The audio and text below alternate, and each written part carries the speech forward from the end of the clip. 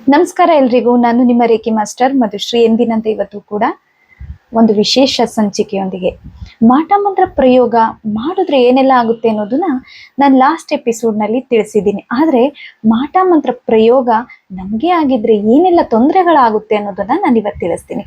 ಮಾಟ ಮಂತ್ರ ಪ್ರಯೋಗ ಆಗಿದ್ರೆ ಆಕ್ಸಿಡೆಂಟ್ ಆಗುವಂಥದ್ದು, ಬೀಳುವಂಥದ್ದು, ಕಾಲಿಗೆ ಏಟಾಗುವಂಥದ್ದು, ಮತ್ತೆ ಎಡಗಾಲು ಎಡಗೈ ನೋವು ಬರುವಂಥದ್ದು, ಹುಣ್ಣಿಮೆ ಅಮಾವಾಸ್ಯೆ ಇಂದು ಮುಂದು ಎಡಕಾಲು ಎಡಗೈ ನೋವು ಬರುವಂಥದ್ದು, ಮತ್ತೆ ಮನೆಯಲ್ಲಿ ಅಡುಗೆ ರುಚಿ ಬರ್ದಲೇ ಇರುವಂಥದ್ದು, ಮನೆಯಲ್ಲಿರುವಂತಹ ಜನಗಳಿಗೆ ವೈಮನಸ್ಸಾಗುವಂಥದ್ದು, ನೆಮ್ಮದಿ ಇಲ್ಲದೆ ಇರುವಂಥದ್ದು, ಚಿಕ್ಕ ಮಕ್ಕಳೇನಾದ್ರೂ ಇದ್ರೆ ಕಾಯಿಲೆ ಬೀಳುವಂಥದ್ದು, ಇವೆಲ್ಲ ಲಕ್ಷಣಗಳು ಮಾಟ ಮಂತ್ರ ಪ್ರಯೋಗ ಆಗಿದ್ರೆ ಆಗುವಂಥದ್ದು.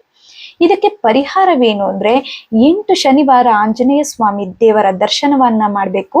ಜೊತೆಯಲ್ಲಿ 1 ಶನಿವಾರ 108 ವೀಳ್ಯದೆಲೆ ಹಾರವನ್ನ ಆಂಜನೇಯ ಸ್ವಾಮಿಗೆ ಅರ್ಪಿಸ್ಬೇಕು.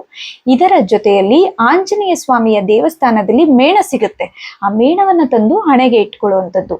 ಜೊತೆಯಲ್ಲಿ ಅಷ್ಟಮಿ 8 ಅಷ್ಟಮಿ ಕಾಲಭೈರವೇಶ್ವರನಿಗೆ ನೀವು ಬೂದು ಕುಂಬಳಕಾಯಿ ದೀಪವನ್ನ ಹಚ್ಚಬೇಕು. ಮತ್ತು ಯಾವುದಾದ್ರೂ ಹೆಣ್ಣು ದೇವರ ಬಳಿ 3 ಹುಣ್ಣಿಮೆ ಅಥವಾ 3 ಅಮಾವಾಸ್ಯೆ, 3 ಮಂಗಳವಾರ ಅಥವಾ 3 ಶುಕ್ರವಾರ ತಡೆಯನ್ನ ಓಡಿಸ್ಬೇಕು. ತಡೆ 1 ಸತಿ 2 ಸತಿ ಓಡಿಸಿದ್ರೆ ಪ್ರಯೋಜನ ಇಲ್ಲ, 3 ತಡೆಯನ್ನ ಓಡಿಸ್ಬೇಕು. ಈ ಮಾಟ ಮಂತ್ರ ಪ್ರಯೋಗ ನಿಮ್ಗಾಗಿದ್ರೆ ಈ ಎಲ್ಲ ಪರಿಹಾರಗಳನ್ನ ಮಾಡ್ಕೊಳ್ಳಿ. ನಿಮ್ಗೆಲ್ಲ ಒಳ್ಳೇದಾಗ್ಲಿ. ನಮಸ್ಕಾರ.